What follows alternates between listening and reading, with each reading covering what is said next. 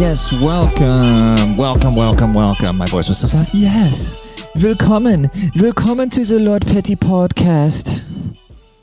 Should I just appropriate my own culture? Willkommen. Thank you guys. Thank you for tuning in. If this is your first time tuning in, this is the only podcast in the world, the only pod, where we love everybody, we make fun of everything, and we come here just to have a jolly old time and to lift everybody's voices because, holy shit, did I hit play?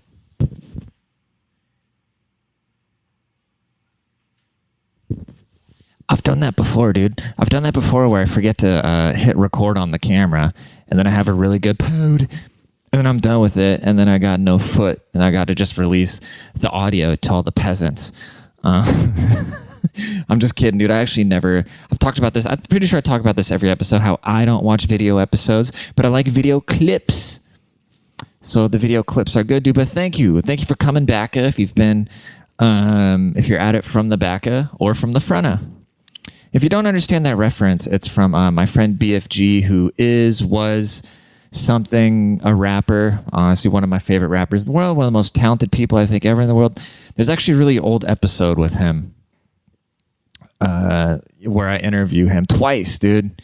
That's my dog, but we kind of fell apart like a non-mutual thing where I think because he's basically a black guy, right? Like he's a black man stuck in a white dude's body. And then like when all the BLM riots were happening, I started making fun of Black Lives Matter pretty heavy. And so I think he kind of got like, if I had to guess, but let's be honest, I'm always right about these things. And I'm way too intuitive to, dude, it sucks. And I think it's because I'm such a fucked up person where it's like being an empath by being a psychopath. It's like I can imagine whenever somebody does something shitty, I can imagine, okay, what would I do if I were to do something shitty? But that's why I avoid doing shitty things, because then I know those things are shitty, but then that puts me in weird positions, because then when somebody does something shitty to me, I'm like, okay, how did you not know that was shitty? Then I'll get all mad and upset about nothing because they're just, whatever. I guess I'm sensitive. But yeah, BFG and I haven't talked, and my ex-girlfriend, she was always really good about like maintaining relationships with people, like PR type person, And she's like, oh, you should just reach out to him one day. And I was like, you're right, I should just reach out to him one day. And I tried, and I could just tell there was no love. But it's all love from me. So BFG, if you ever get this message, I love you, bro. I love you, bro. I'm not actually a raging racist. I'm just doing the shit for the laughs, dude. And come on, it was funny to joke about having to board up buildings because, it wasn't funny that somebody got shot by the Poe. But, it was funny that we're protesting violence with violence. You know what I'm saying? I don't know, man. Weird world, strange shit going on, but we're just going to keep pushing forward anyways. What do we want to talk about today? What do we want to talk about? I think I'm just going to stay on that subject because it just brought up a thought in my mind to where, that's a perfect example. I never know. It's hard to know if it's worth speaking the truth all the time or not. And I think you should always speak the truth. Obviously, sometimes you have to tell little white lies to protect information that could hurt somebody that doesn't need to be hurt or something. You know what I mean? But I'm talking about just always being blunt, honest. I haven't dialed that one quite in because it's like I said, when I was being honest about, okay, I think these BLM riots are fucking ridiculous. I lost so many friends and so many people but it's never like, I don't have beef with anybody. I can't think of a single person that I have any negative feelings towards. And it's weird because, like I said, I'm very intuitive and I'm very perceptive and I'm very in tune. I sound like some hippie chick. But I can just tell when it's just not, because I've been popular my whole life. Like I've been beloved my whole life. And so I know the energy when I walk in a room, but then as of late, like you'll walk in a room and it's just, and you just feel things different. And there's a couple different places that comes from. One, because just I've said things that have upset people, certain things, like there's always going to be a victim of every joke, you know what I mean? And so I've said things that have offended people because a sense of humor isn't like a paramount thing to everybody. You know what I mean? For some people, like aesthetically art, like having their home, like they need to have like art and shit in their home to like feel well. Like I don't care about that. Like I don't care about anything like I'm visually with women, sure, but I'm not like visually creative, or my mood isn't too dependent on my surrounding. It is to a certain extent naturally, you know? But I got to remember sometimes, to a lot of people, they don't prioritize. It's not a huge, they don't focus on having a sense of humor. Like laughing to them isn't what it is to me. So for me, and it's like anything you do, like if you start drinking, you're going to have a higher tolerance the more you drink, right? So when you dabble around in, funniness, because I like, it's literally just like having just a good belly laugh and laughing at something is the best feeling in the world. So when you chase that, you get desensitized to shit, and then you reach, you you got to keep getting either more and more fucked up or more outrageous or whatever it is, It's like when I hang out with just a bunch of dudes, a couple like 9-to-5 guys, blah, blah, blah. And then we're like dying laughing or reciting Anchorman or something like that. I mean, Anchorman was probably a bad reference, or whatever the newest movie is, whatever like the normie movies. I'm just sitting there like, But it'd be no different if I'm hanging out with a bunch of booze bags and they're looking at me like shit-faced off 3 White Claws, And so with a lot of the jokes that I've made, because they're always kind of like rooted in truth, like uncomfortable truth. And I'm actually writing a new book right now. And I'm not going to give away the title because I don't want anybody to steal it. But the premise of the book is pretty much just dealing with uncomfortable truths and about how they usually are true. And which is just completely like my new love is writing, by the way. I enjoy being a writer way more than being a comedian, because the comedy world is just way too fucking dark for me. But like I said, it's like this constant struggle, this constant back and forth that I struggle with about always telling the truth, because is it sometimes better to just be quiet and keep the shit to yourself than maintain your relationships? Because like I said, I've gotten really weird energy from people, BFG being one of them. People that I just absolutely love, have nothing but admiration, love, respect for, but I can tell they hate me because of something that I've joked about. And I obviously wouldn't be joking about these things if it wasn't somewhat rooted in truth and I didn't actually feel that way. That's why you always got to, if somebody's cracking on you, you always got to look at what people are saying to you. Like, I don't get offended by anything that somebody says subject matter to me. I just kind of always look at where it's coming from, And so I'll either get this weird energy from people that have heard me say something that are upset about what I said, or there's just people where they come from just straight up envious places because I've said enough things to where I have a certain level of notoriety to where then they look at me like funny, because at the end of the day, it's just natural, like, I don't want to say envy, you know what I mean? Because that makes me sound like I'm talking about myself in a certain way. But, I felt the feeling, like, and I have to fight that feeling but it's something I like actively train these things, I read at least an hour a day of like something human nature related, whether it's like a Robert Greene or like something like about breaking out of the Matrix or something like that, because I want to be completely unplugged from the world as we know it. I see the world as like, especially the United States, it just doesn't work. We can't keep living in a system where everybody's just talking about bullshit to preserve people's feelings. But then there also comes to the point where it's like, okay, well, Bobby Sausalito put me onto this. And if you go and listen to the Base Talk episode that I did with it, was just he's such a mentor to me. You know what I mean? And he said, it's better, God, I forget how he put it, but he's like, he would rather have a smaller megaphone within the village than be kicked out the village. And I was like, okay, well, you got a point. You just got to like gradually make that megaphone bigger, like gradually raise your voice. Because if you just come out the gate right off the bat, just pissing everybody off, that goes against all laws of seduction or whatever. And everything you're doing with anybody is always like some sort of aspect of seducing them, whether you're trying to eat their asshole or just get a point across to them. You're always kind of seducing people, That's whatever a sales transaction is, whatever any sort of business transaction. Right now, I'm trying to seduce you into listening to my ideas by my voice cadence, by my actual subject matter, by how I'm dressed in this awesome shirt, which reflects all my values. and I'm hoping you will want to be here with me, and you will be attracted to, maybe not in a sexual, maybe in a sexual way. If you're jerking off to this, props, dude.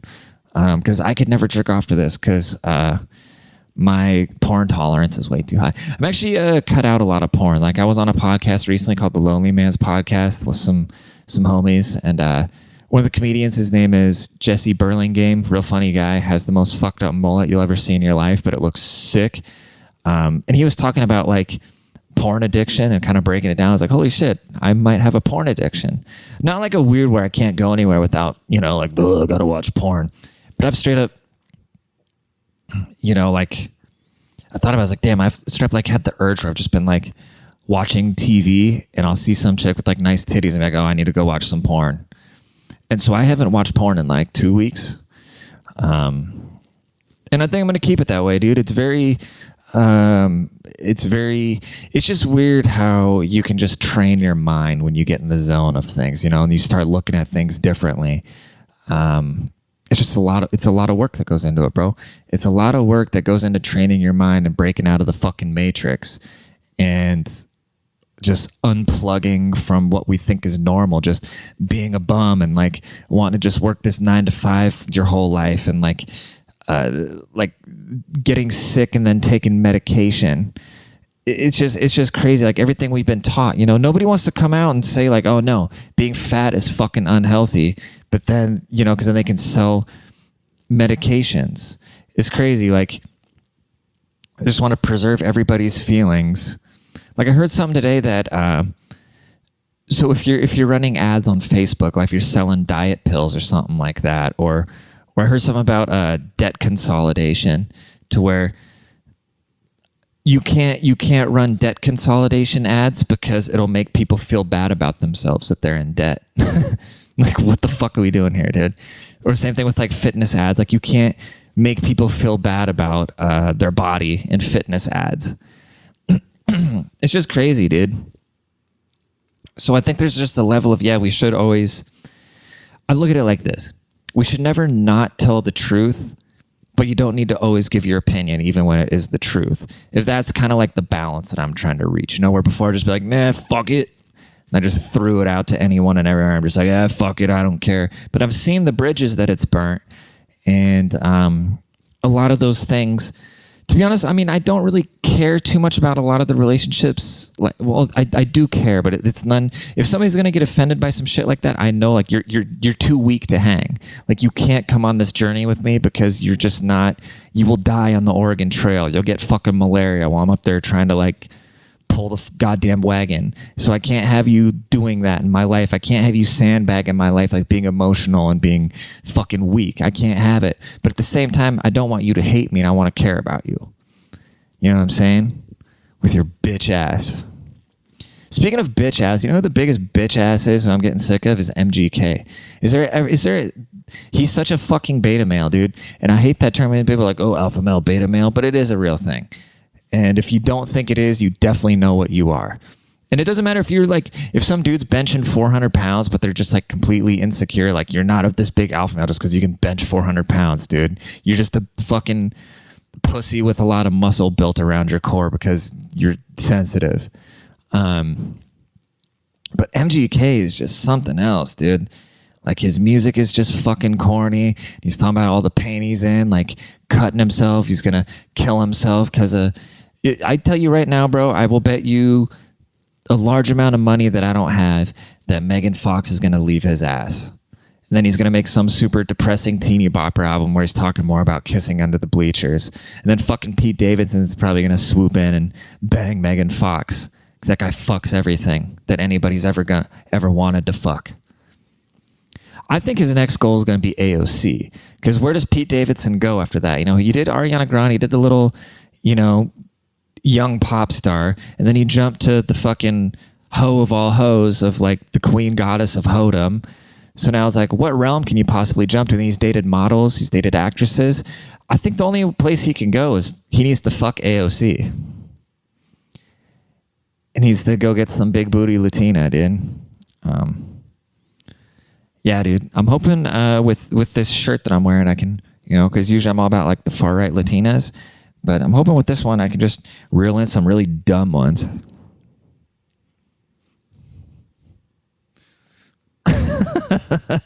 I'm kidding, dude. I could never do that. And this bug, dude. I'm gonna be editing this footage later. What do we want to talk about? It's only at 15 minutes. All right. You know what drives me nuts? I hate it when people hit me up. Or no, I hate it when I hit somebody up and they go, oh, haven't heard from you in a while. And they start giving me shit about the duration. And this happens across every fucking spectrum in my life. There's like this common thing that I've noticed. It happens with my friends. It happens with my family. It happens everywhere. People will go, oh, haven't heard from you for a while. Oh, you don't be a ghost. That goes two ways, motherfucker. The phone works two ways. And why is it I'm always the one reaching out to everybody, checking in with people.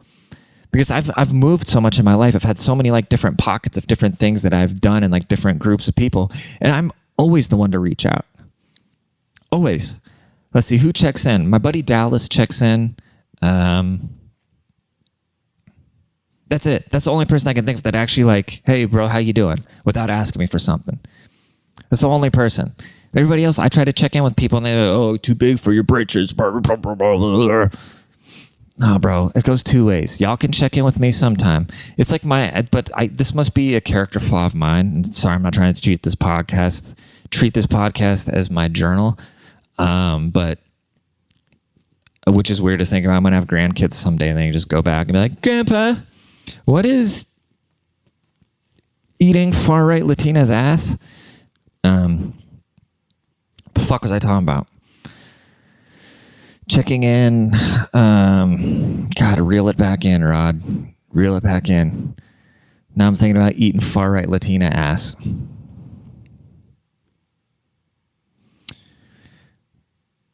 Checking in with people. Dallas is the only one. Oh, yeah. So both my parents, right? Both my parents did this thing within like a week span, and I know they weren't in cahoots at all.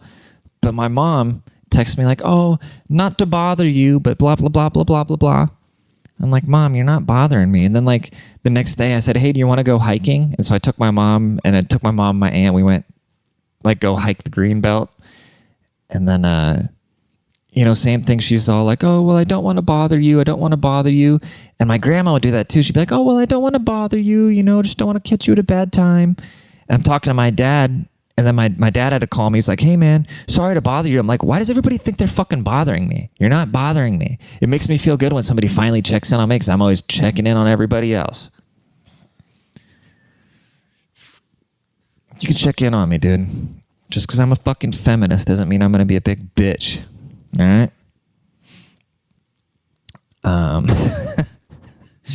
I'm trying to start this rumor right now. I'm trying to see how far the misinformation can stretch. I'm trying to start a rumor that Osama bin Laden started climate change. I don't know why. I was just sitting there one night and I thought that was the most hilarious statement in the world. So spread that rumor. Say that Osama bin Laden started climate change to try to bring down the U.S. And I still don't know how I feel about climate change. I mean, obviously the humans are leaving an impact on the earth, obviously. And all the scientists are saying they are. But also what caused the previous ice age, and what cleared it up. When there was an ice age before, were there a bunch of F-150s driving around that warmed up the earth to melt all the ice again? So what's the difference? I mean, yeah, there's a bunch of shit going on now, which it can't be good, when they're dumping sludge into the ocean and when they're releasing all this shit into the atmosphere. But somebody way smarter than me was telling me about like chemtrails and shit like that. That was really interesting. And I'm not even gonna try to rehab. I ain't even finna try to rehab that, bro. R.I.P. to P&B Rock, dude. This is really fucked up. There's a rapper named P&B Rock. He got shot yesterday. He was eating at Roscoe's. I don't know which Roscoe's he was at. I think there's one in like Watts or something. I might be wrong about that. There was one that I used to go to in Hollywood all the time. Like whenever, yeah. It was really good. Chicken and waffles was the shit. But saw Wiz Khalifa tonguing down Amber Heard in that parking lot one morning. Before it was public. It was weird. Like everybody knew who Amber Rose. Amber Rose because she was banging Kanye, and then that whole My Dark Twisted Fantasy was about her, so everybody knew who she was. And then one morning, the what's it called? Roscoe's on Sunset Boulevard. Wiz was just standing next to like a yellow Charger or something like that, and tonguing down Amber Rose with her bald head in the parking lot in front of Roscoe's. But so P&B Rock, right? He was eating Roscoe's with his girlfriend, and this is one of those unplugging from the Matrix moments. So he was eating waffles with his girl, and then his girl posted their location on Instagram. You know, you can take an Instagram story, and then you can post the location. So like Roscoe's Chicken and Waffle House, right? And so he got ran up on by some like gangbangers, some hoodlums or whatever, and they shot him and they took his chain. And now, so all the internet is coming after his girlfriend now. Which, I mean, if she's involved with that life, if she knows the politics, yeah, sure, she should have known better. But also, what planet are we living on where this young man can't go eat some chicken and waffles with his girlfriend without having to worry about getting murdered? Fucking Leonardo DiCaprio can walk into Roscoe's. So why can't this young black man go walk into Roscoe's? Then we want to talk about it's her fault. No, it's not her fault. There's a big systemic issue here. And the fact that people want to avoid what the fucking problem is just so mind-blowing to me. And it's again, people want to shelter people's feelings by not speaking the truth. By sheltering people's feelings is just detrimental towards humanity. More innocent people are going to get hurt. I'm just going to say, dude, there's a big fucking problem in like hip hop and hood culture, dude. Like I find that it's so sad.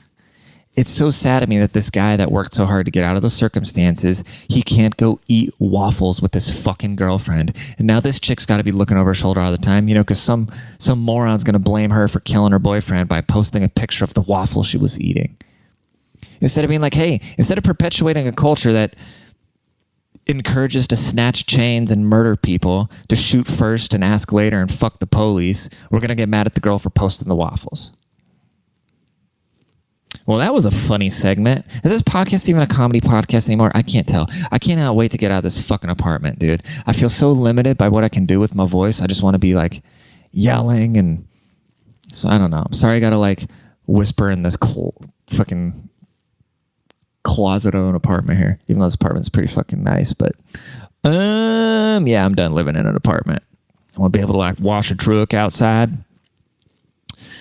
Where are we at? I think that's it, dude. I forgot to promote my book, but dude, it's crazy. It's more people have bought my book than listen to this fucking podcast, and that's pretty wild to me that it's easier to sell books than it is to get people to watch and listen to podcasts.